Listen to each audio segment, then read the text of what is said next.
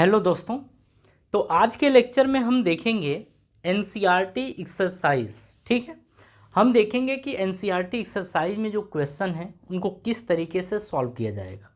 देखिए, सारे थ्योरी आपने पढ़ रखे हैं। अगर सारी चीज़ें आप पढ़ रखे हैं तो यहाँ पर आपको क्वेश्चन करना बहुत आसान होगा। ठीक है, मतलब अगर पिछले लेक्चर के जो हम एग्जाम्पल्स कराए हैं, अगर उन एग्जाम्पल को भी आपने देखा है तो भी आप आराम से ये चैप्टर कर लेंगे। ठीक है, तो चलिए इसमें देखते हैं फर्स्ट नंबर का क्वेश्चन। पहले नंबर का क्वेश्चन क्या दे रखा है इसमें, देखिए क्वेश्चन में बोल रहा है कि एक एथलीट वृत्तीय रास्ते जिसका व्यास 200 मीटर है का एक चक्कर 40 सेकंड में लगाता है। 2 मिनट 20 सेकंड के बाद वह कितनी दूरी तय करेगा और उसका विस्थापन क्या होगा। ठीक है, ये हमारा क्वेश्चन है। जरा देखिए, बोल रहा है कि कोई एथलीट है, ठीक है, वो इस वृत्तीय पथ पर चक्कर लगाता है। इसका व्यास दे रखा है, 200 मीटर। ये सेंटर मान लेते हैं, केंद्र। तो हम बोल रहे हैं कि जो इसका व्यास दे रखा है वो व्यास आपका दे रखा है 200 मीटर, ये दे रखा है। आप बताओ कि त्रिज्या क्या होगी। तो हम यहाँ से कहेंगे कि जो त्रिज्या होगी वो व्यास का आधा होगा। व्यास का आधा यानी 200 बटे में 2, यानी ये आ जाएगा आपका 100। तो यहाँ पर आप बोलेंगे जो कि आपकी जो त्रिज्या होगी वो 100 मीटर होगी। त्रिज्या कितनी होगी? 100 मीटर होगी। ठीक है, अच्छा ये बोल रहा है ना कि एक चक्कर जो लगा रहा है वो 40 सेकेंड में। सपोज कर लीजिए कि ये ए पॉइंट है, यहीं से ये दौड़ना शुरू किया और 40 सेकेंड में फिर से इसी स्थान पर आ गया है।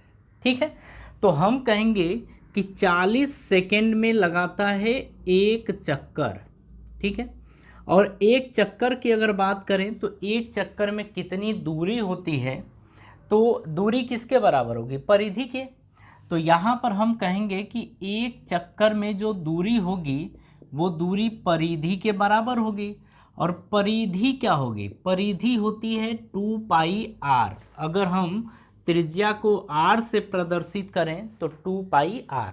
यहाँ पर वैल्यू पुट किया जाए तो 2 पाई की वैल्यू पाई रखिए और r की वैल्यू आप रखेंगे 100।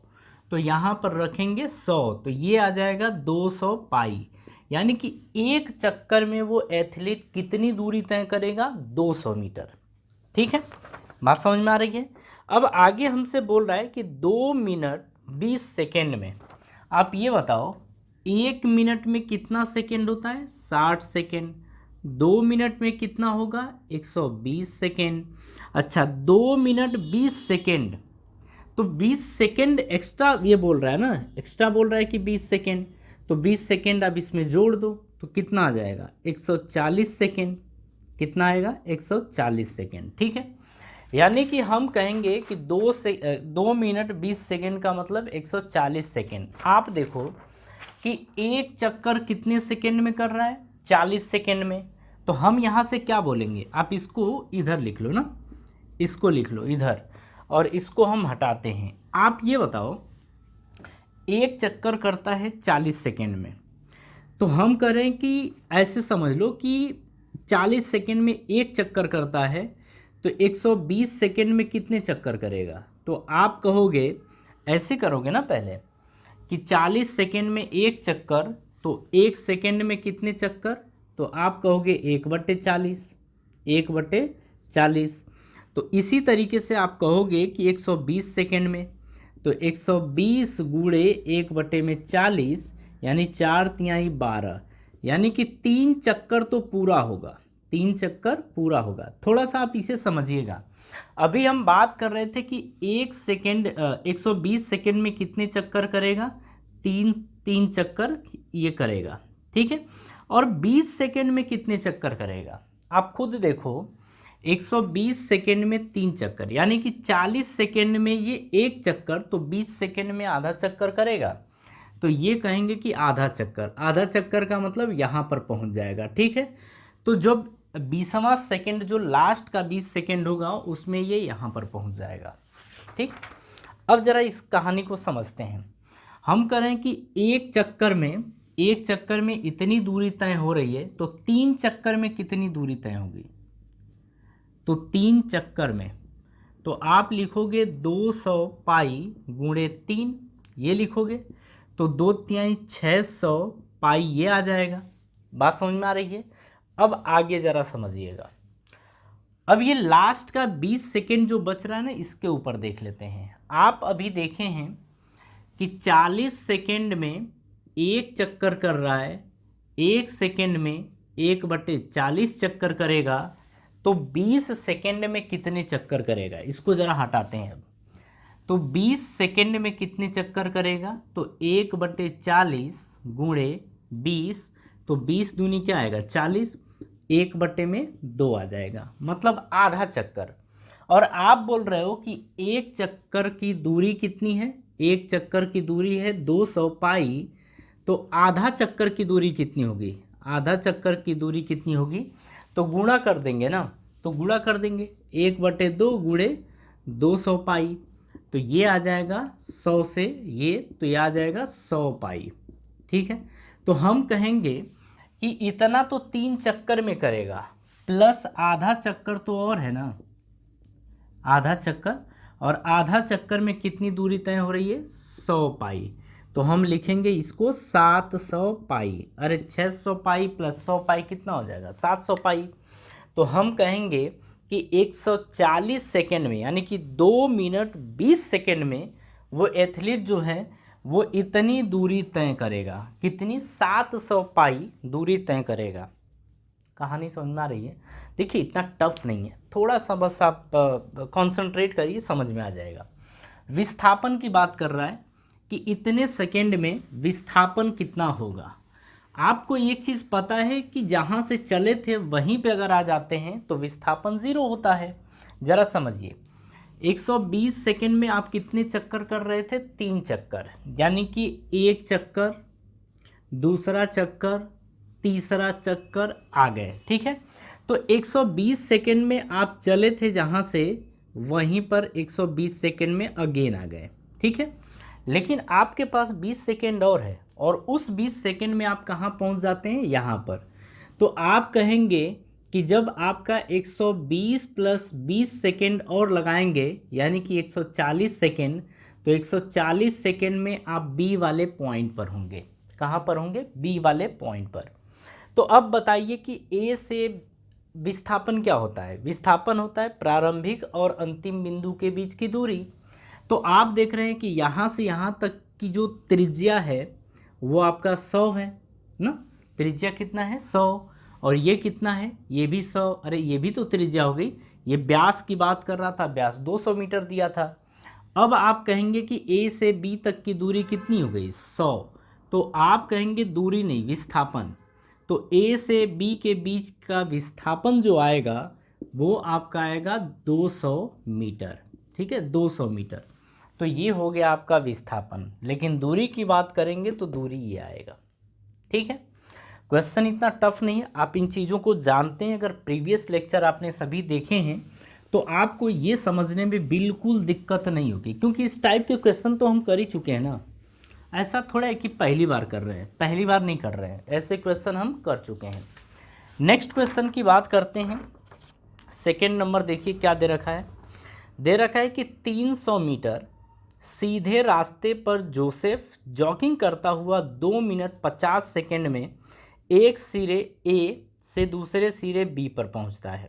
ओके, और घूमकर 1 मिनट में 100 मीटर पीछे बिंदु सी पर पहुंचता है। जोसेफ की औसत चाल और औसत वेग क्या होंगे।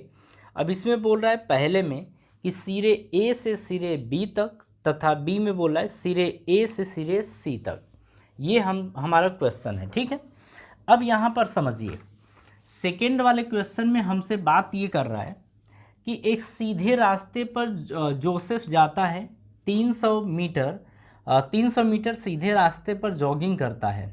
ठीक है, और 2 मिनट 50 सेकेंड में एक सिरे से दूसरे सिरे तक पहुंचता है। ठीक है, और 1 मिनट में वो अगेन पीछे आ जाता है, कितना 100 मीटर। अब यहाँ पर समझिए, जैसे ये रहा, हम बात कर रहे हैं कि ये है बिंदु ए और ये है आपका बिंदु बी। इस क्वेश्चन में यही है। और ए से बी तक की जो दूरी है वो 300 मीटर है। ए से बी की दूरी कितनी है? 300 मीटर है। ठीक है, यहाँ पर बोल रहा है कि 300 मीटर, यानी कि ए से बी तक पहुँचने में मान लेते हैं T1 समय लगा है, और ये समय आपका लगा है 2 मिनट 50 सेकेंड, यानी कि 2 मिनट 50 सेकेंड में वो ए से बी तक पहुंचता है, ए से बी तक पहुंचता है। उसके बाद क्या करता है, 1 मिनट में पीछे 100 मीटर आ जाता है। अब बी से 1 मिनट बाद 1 मिनट और समय लेता है और वो पीछे आ जाता है 100 मीटर और पहुंच जाता है सी बिंदु पर। तो यहाँ से यहाँ तक की दूरी दे रखी है 100 मीटर, और यहाँ से यहाँ तक का जो समय है उसको T2 मान लेते हैं, और वो T2 कितना हो जाएगा आपका, इसने दिया है 1 मिनट, ऐसा दिया है 1 मिनट। ठीक है, अब हमसे बोल रहा है कि ए से बी तक औसत चाल बताइए और औसत वेग बताइए। ठीक है, हमसे फर्स्ट में बोल रहा है कि आप बताओ औसत चाल, औसत चाल, और दूसरा बोल रहा है हमसे कि औसत वेग बताओ। औसत चाल और औसत वेग ये अपने को बताना है। ठीक है, जरा आगे की कहानी आप समझिएगा। औसत चाल क्या होता है? कुल दूरी बटे में कुल समय। औसत वेग होता है विस्थापन, कुल विस्थापन बटे में कुल समय, यही तो होता है। अब हम सबसे पहले बात कर रहे हैं ए से बी तक। ठीक है, ए से बी तक तो हम बात कर रहे हैं कि ए टू बी, जैसा कि इसने बोला है। अब ये बताओ कि यहाँ से यहाँ तक की दूरी, कुल दूरी कितनी है? ए से बी तक की कुल दूरी कितनी है? 300 मीटर। तो हम कहेंगे कि दूरी को डी से या एस से ले लो ना, दूरी को एस से ले लो, तो हम इसको बोल देते हैं S1। S1 बराबर कितना है? 300 मीटर। अरे भैया ये हम दूरी बोल रहे हैं, कहाँ से? ए से बी तक की दूरी कितनी है? 300 मीटर, जिसे हम S1 मान ले रहे हैं। ठीक है, अच्छा ए से बी तक में समय कितना है? तो समय टोटल टाइम, तो ए से बी तक का टोटल टाइम कितना है? तो आप कहेंगे, इसको T1 ही ले लो, आप बोलोगे कि 2 मिनट 50 सेकेंड। 2 मिनट 50 सेकेंड का मतलब कि 2 मिनट में कितने सेकेंड होंगे? 120 सेकेंड प्लस ये 50 सेकेंड और है, ओवरऑल ये आपका आएगा 170 सेकेंड। आप कहेंगे कि 170 सेकेंड हो गया, यानी कि ए से बी तक पहुंचने में समय कितना लगेगा? 170 सेकेंड। ठीक है, अब यहाँ पर बात आ रही है औसत चाल की। तो औसत चाल बराबर कुल दूरी बटे में कुल समय। औसत चाल बराबर कुल दूरी कितनी है? ए से बी तक की कुल दूरी 300, कुल समय कितना है? 170, 0 से 0 ये 30 बटे में 17 मीटर प्रति सेकेंड आएगा, ये आंसर होगा। ठीक है, अगर हम यहाँ पर औसत वेग की भी बात करें तो औसत वेग भी यही आएगा। औसत वेग कुल विस्थापन, आप देखिए ए से बी तक की बात कर रहा है, तो ए से बी के बीच की जो सबसे कम दूरी है वो कितनी है? 300। अरे ए से बी 300, तो औसत वेग में क्या होता है? कुल विस्थापन बटे में ए से बी तक का समय कितना है? 170, तो आप लिखेंगे 170 गया, ये भी 30 बटे में 17 आ गया, इसकी भी यूनिट होती है मीटर प्रति सेकेंड। ठीक है, कहानी समझ में आ गई?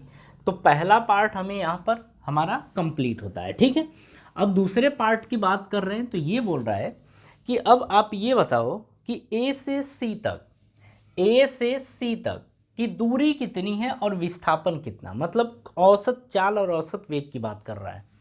तो हम कहेंगे कि ए टू सी की बात हो रही है। ठीक है, लेकिन ए टू सी हम कैसे ले रहे हैं? हम ए से कहाँ गए? बी पर, ए से कहाँ गए? बी पर, और फिर बी से कहाँ गए? सी पर। तो बी से सी, ए से बी और बी से सी, हम यहाँ पहुँच गए। अगर हम कुल दूरी की बात करें यहाँ पर, कुल दूरी की, तो आप ये देखो कुल दूरी ए से बी, मतलब A B plus B C बोलेंगे। अरे कुल दूरी में क्या बोलेंगे? A B plus B C. ठीक है, अगर हम ए बी की बात करें तो ए से बी तक की दूरी कितनी है 300 प्लस बी से सी तक की दूरी कितनी है 100, ओवरऑल कितना आ जाएगा 400 मीटर। तो हम कहेंगे कि जो कुल दूरी है वो 400 मीटर है। कुल समय की बात करें तो आप देखो कि यहाँ से यहाँ तक कितना समय लगा है 2 मिनट 50, यहाँ से यहाँ तक 1 मिनट। तो अगर हम कुल समय की बात करें, कुल समय, तो कुल समय आपका कितना आ जाएगा 2 मिनट 50 सेकेंड प्लस 1 मिनट, यानी आप बोलने वाले हैं 3 मिनट 50 सेकेंड। 3 मिनट 50 सेकेंड, ये 3 मिनट का मतलब कितना होगा 180 सेकेंड। तो ये 180 सेकेंड प्लस ये 50 सेकेंड कितना आ गया 230 सेकेंड हो गया। यानी आप कहेंगे कि ए से बी और बी से सी तक पहुंचने में उसको समय कितना लगेगा 230 सेकेंड। ठीक है, अब हम बात कर रहे हैं कुल दूरी की। अब इसे हम हटा देते हैं ना। अब हम कहाँ से बात कर रहे हैं ए टू सी, कुल हो गया ना। अब औसत चाल देखिए, औसत चाल में आप बोलेंगे कुल दूरी, और कुल दूरी कितनी है ए से सी तक की कुल दूरी कितनी है 400। कुल समय कितना है 230, ये है 0 से 0, ये आपका आ गया 40/23 मीटर प्रति सेकेंड। तो हम कहेंगे कि ए से सी तक का जो औसत चाल रहेगा वो 40/23 मीटर प्रति सेकेंड होगा। ठीक है, अच्छा अब जो मेन है ना, अब उसे ज़रा समझिए। पहला पार्ट आपको समझ में आ गया, ठीक है। अब इसे कॉपी कर लीजिएगा, फिर नेक्स्ट पार्ट पे चलते हैं। नेक्स्ट पार्ट हमारा क्या दे रखा है, कुल दूरी नहीं, अब कुल विस्थापन की बात होगी। समय आपका यही रहेगा कुल विस्थापन। ज़रा देखिए, आप कहेंगे कि ए से सी तक आपको पता है कि विस्थापन क्या होता है, प्रारंभिक और अंतिम बिंदु के बीच की दूरी। तो ए से सी तक की दूरी कितनी होगी, अरे ए से बी 300 है और बी से सी 100 है, तो ये दूरी कितनी होगी, तो ये दूरी होगी आपकी 300 माइनस 100, और ये आएगा आपका 200 मीटर। कितना आएगा 200 मीटर आएगा। ठीक है, तो आप कहेंगे कि ए से सी तक की जो दूरी है, ए से सी तक की जो दूरी है वो दूरी नहीं, विस्थापन, वो आपका आएगा 200 मीटर। ठीक है, अब आप बोलेंगे औसत वेग। औसत वेग, औसत वेग आपका क्या होगा, कुल विस्थापन, विस्थापन कितना है 200 बटे में कुल समय, समय कितना है 230 गया, ये आ गया 20/23 मीटर प्रति सेकेंड, और ये आपका आंसर हो गया। ठीक है, देखिए आप भी देख रहे हैं इतना टफ ये है नहीं, आप आराम से करेंगे कर ले जाएंगे। ठीक है, चलिए अब इसे हटाते हैं, नेक्स्ट क्वेश्चन की तरफ मूव करते हैं अपन।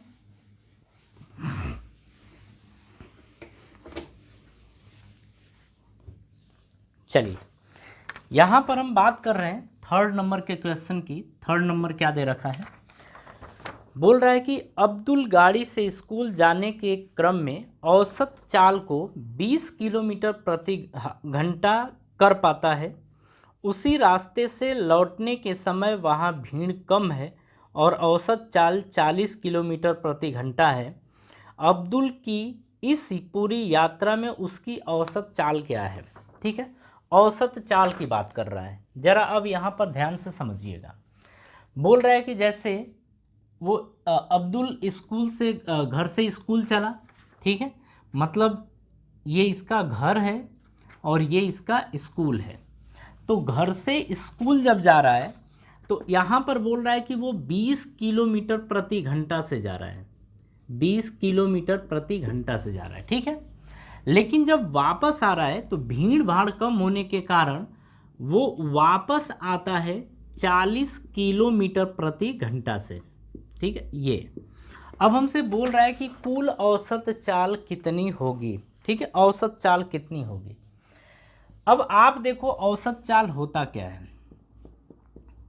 औसत चाल, औसत चाल होता है आपका कुल दूरी बटे में कुल समय, कुल दूरी बटे में कुल समय, यही होता है आपका औसत चाल। कुल दूरी बटे में कुल समय। ठीक है, अब यहाँ से आप ना एक तरीके से मान लीजिए कि G से S के बीच की दूरी S है, यानी कि यहाँ से यहाँ तक के बीच की दूरी S है। आप ऐसा भी मान लीजिए। तो आप ये बताओ कि अगर हम कुल दूरी की बात करें, कुल दूरी, तो G से S, फिर स्कूल से घर भी तो आ रहा है, घर से स्कूल और स्कूल से घर, तो स्कूल से घर दूरी कितनी है? S plus S। अरे भैया, घर से स्कूल की जितनी दूरी होगी स्कूल से घर की दूरी तो उतना ही होगा, तो ये टोटल आ जाएगा 2S। तो कुल दूरी कितनी आ गई? 2S। ठीक है, अब यहाँ पर समझिए, अब अपने को समय निकालना है।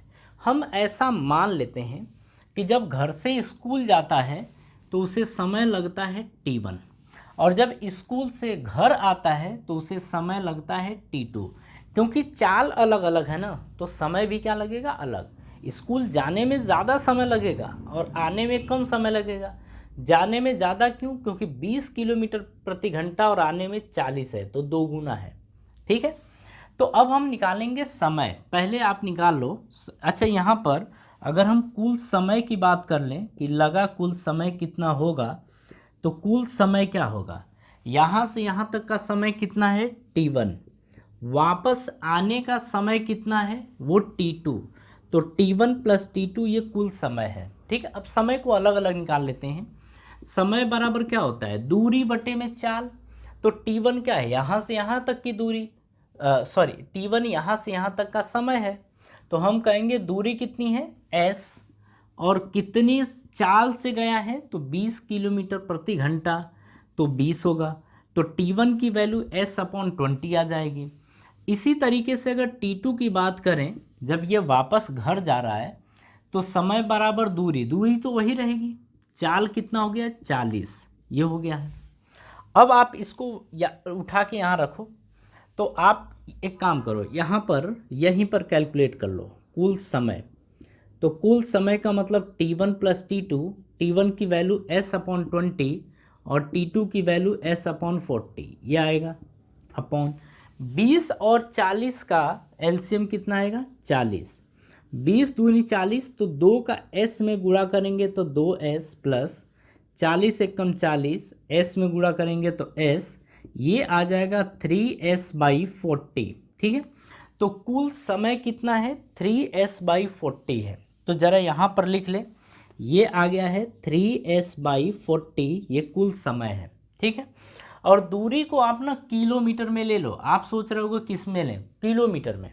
तो ये जो समय आएगा, समय आएगा वो घंटा में आएगा, क्योंकि ये घंटा लिखा है।